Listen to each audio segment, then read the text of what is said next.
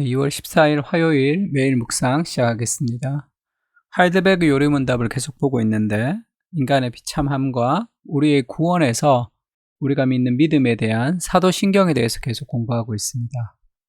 사도신경 지난 시간에 전능하사 천지를 만드신 하나님 아버지를 내가 믿사오며 라고 고백할 때 당신은 무엇을 믿습니까? 해서 그 전능이라는 개념, 그 다음에 그 천지를 만드셨다고 할 때 하나님께서 그 어떻게 천지를 창조하셨는지, 전능이라는 것은 단순히 무제약적 힘이 아니라 하나님의 자유로우심이다 얘기했고, 타인을 자유롭게 해주는 사랑, 그 사랑으로 천지를 창조하셨다까지 이야기를 했습니다.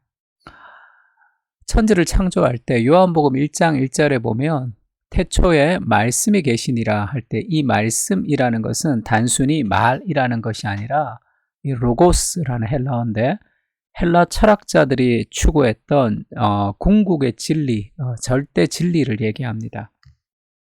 가장 근원을 얘기하는 거죠. 그러니까 태초에 어떤 가장 근원이 있었는데 이 말씀이 하나님과 함께 계셨고 이 말씀은 곧 하나님이시니라. 그러니까 태초에 로고스가 있었는데 이 로고스는 성부 하나님과 함께 계셨어요.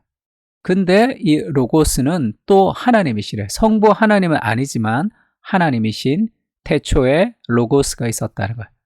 그가 할 때 그는 이 로고스를 얘기하죠. 예수님을 얘기합니다. 그가 태초에 하나님과 함께 계셨고 성부 하나님과 함께 계셨는데 1장 3절에는 만물이 그로 말미암아 지은 바 되었으니 지은 것이 하나도 그가 없이는 된 것이 없느니라 할 때 만물이 그로 말미암아 할 때 그는 예수님을 말합니다. 그러니까 하나님이 천지를 창조하실 때 성부 하나님 혼자 천지를 창조하신 것이 아니라 모든 만물이 성부 하나님이 세상을 창조하셨는데 그리스도를 통해서 창조하셨다는 거예요. 만물이 그리스도로 말미암아 지은 바 되었다는 거예요. 그 안에 생명이 있었으니 이 생명은 사람들이 빛이라 하면서 이 태초로부터 또 있었던 말씀, 이분이 예수님이신 것을 알려주고, 하나님의 천지 창조는 예수 그리스도를 통한 창조, 예수 그리스도 말씀이신 예수님을 통한 창조라는 것을 알 수 있게 됩니다. 또 그 창세기에 보면 태초에 하나님의 천지를 창조하시니라 하나님의 신이 수면을 운행하시더라 할 때가 하나님의 신은 성령님이시죠. 그러니까 태초에 천지를 창조하실 때 성부, 성자, 성령님이 천지를 창조하셨다라는 삼위일체의 창조, 삼위일체의 사랑의 창조고, 또 이 그 그리스도를 통한 세상을 향한 창조라는 것을 좀 이해할 필요가 있습니다. 그리고 하나님이 또 천지를 만드실 때, 세상을 창조하실 때 단순한 이 자연만을 창조하신 것이 아니라 그 핵심인 인간을 창조하셨죠. 그 인간을 창조할 때 하나님 그렇게 얘기합니다. 하나님이 우리의 형상을 따라 할 때 그 우리라는 건 삼위일체를 얘기하는 거죠. 우리의 모양대로 우리가 사람을 만들고, 그래서 그 사람으로 이 에덴 동산을, 이 세상을, 하나님의 이 피조 세계를 다스리게 하자 이렇게 얘기했습니다. 하나님과 함께 다스리는 존재로 하나님이 사람을 만드셨죠. 그래서 사람이 자기 형상 곧 하나님의 형상대로 사람을 창조하시되 남자와 여자를 창조하시고, 그러니까 하나님이 이 세상을 직접 통치하지 않고 사람이라는 대리 통치자를 통해서 하나님의 역사에 동참하게 하도록, 그래서 하나님의 행복을 누리는 것, 두 가지를 누리는 거죠. 남자와 여자를 창조했다는 거니까 관계성, 삼위일체의 관계성 안에서 누리는 기쁨을 누리게, 그 다음에 삼위일체의 사역적 기쁨을 누리게, 그러니까 관계적으로도 그 서로 사랑하는 그런 가정과 공동체를 통해서 삼위일체 행복을 누리고, 그 다음에 사람은 일하고 일을 성취함으로 인간이 누릴 수 있는 그런 하나님의 형상을 지음받은 사람은 일을 통해서 어떤 하나님의 나라를 이루어가는 성취를 하나님께서 원하시도록 우리를 창조하셨습니다. 그러니까 에덴 동산은 죄가 없는 곳이지만 완벽한 곳, 이 퍼펙트한 곳은 아니라고 얘기했죠. 왜냐하면 경작하고 다스리는 것, 이 경작과 다스리는 것을 통해서 더 나은 발전 가능성이 있는 곳으로 만들었잖아요. 인간의 땀 흘림과 인간의 노력과 인간의 수고를 통해서 더 나은 상태로 갈 수 있도록 하나님의 에덴 동산을 만드셨단 말이에요. 그러니까 일하지 않는 것도 하나님의 형상을 지음받은 사람들이 할 수 있는 그것이 아니에요.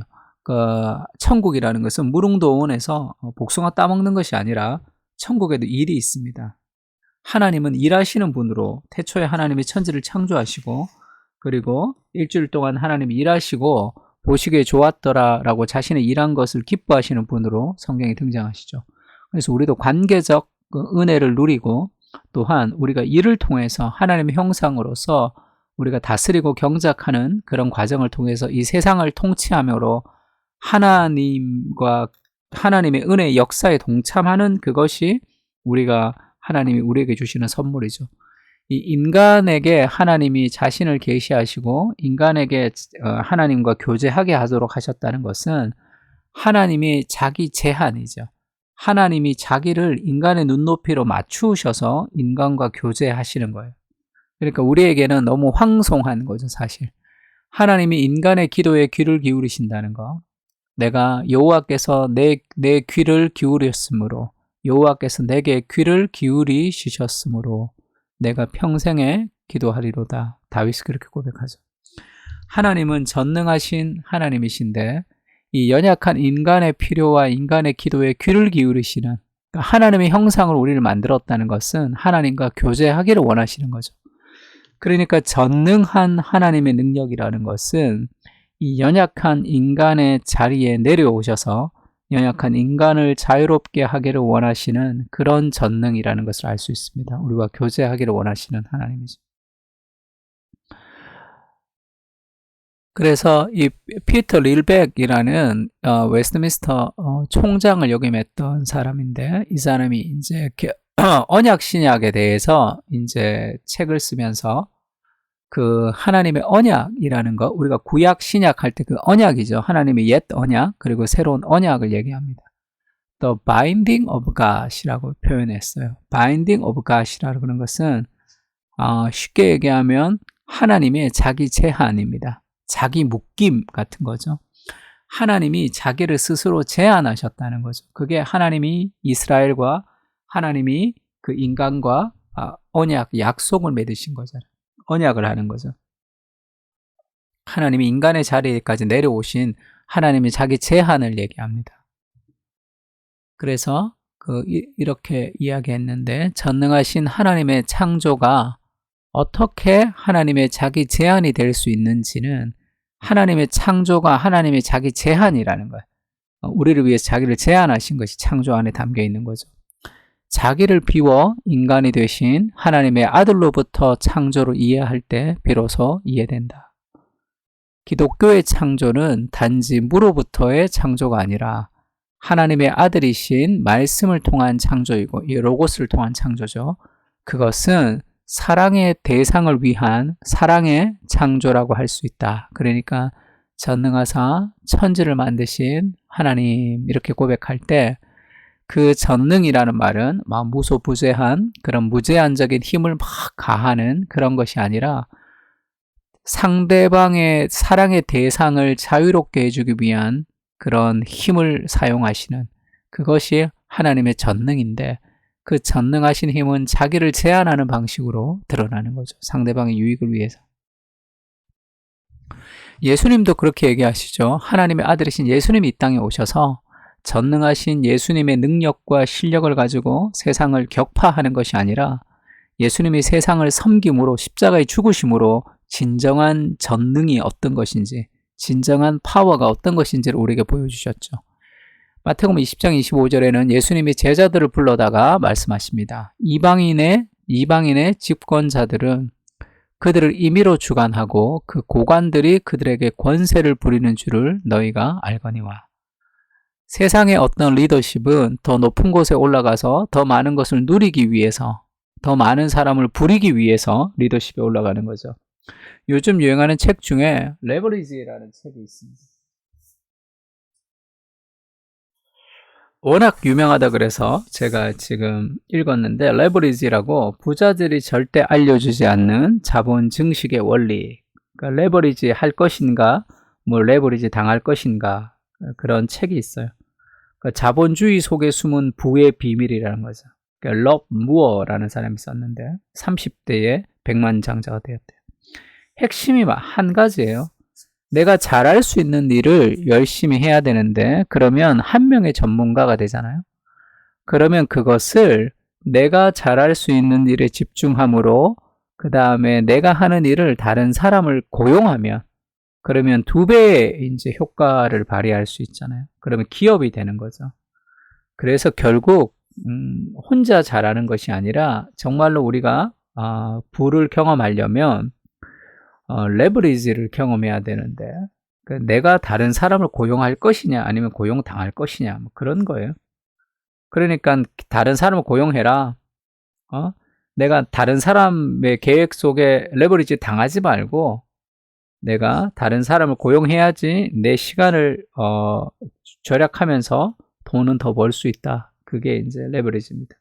뭐 이것으로 뭐 다양하게 적용할 수는 있겠죠. 다양하게 적용할 수는 있겠지만 돈 벌기 위해서 사람을 고용해서 내가 더 고급스러운 일을 하고 좀 시간을 세이브하게 되라라는 어떤 그런 메시지가 좀 담겨져 있습니다. 어쨌든 이 자본주의 사회에서 부를 얻기 위해서 다른 사람을 고용해라 이렇게 얘기하는 거죠. 우리가 정말 돈을 잘 벌기 위해서는 다른 사람을 성공시켜주는 삶이 중요해요.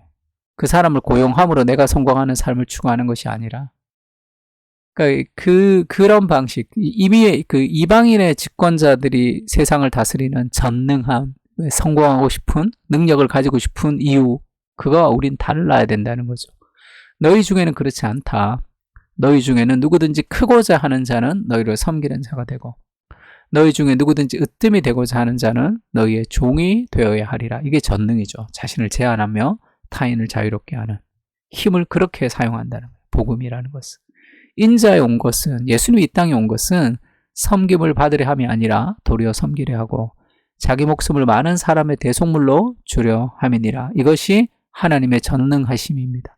그 전능하신 하나님을 우리가 경험할 때 우리도 누군가의 자유를 위해서 우리의 삶을 좀 희생하며 살아갈 수 있는 삶의 어떤 토대가 되는 것이겠죠. 갈라디아서 5장 13절도 이렇게 얘기하죠. 형제들아 너희가 자유를 위하여 부르심을 입었으나 그러나 그 자유로 육체의 기회를 삼지 말고 사랑으로 서로 종노릇하라. 오직 사랑으로 서로 종노릇하라. 이것이 전능한 하나님의 능력을 발휘하는 방식이라고 말씀하고 있습니다. 기도 제목, 우리 3가지 기도 제목 같이 기도할까요? 어제와 동일한데 3번 내용이 조금 훨씬 더 추가가 되었습니다. 어제는 2번까지 기도했는데 하나님의 전능은 힘의 과시가 아니죠. 타인을 자유롭게 하는 능력입니다. 그 은혜를 우리에게 주십시오. 그리고 사랑으로 창조하신 하나님의 창조의 목적을 깨닫고 우리를 사랑의 대상으로 초대하시는 하나님과의 교제를 누리게 하여 주시옵소서. 전능하신 하나님께서 우리를 창조하심을 기억하고 교회 공동체 안에서 삼위일체 연합을 이루어질 수 있도록 은혜를 부어주십시오. 그렇게 다 같이 한번 기도했으면 좋겠습니다. 기도하겠습니다.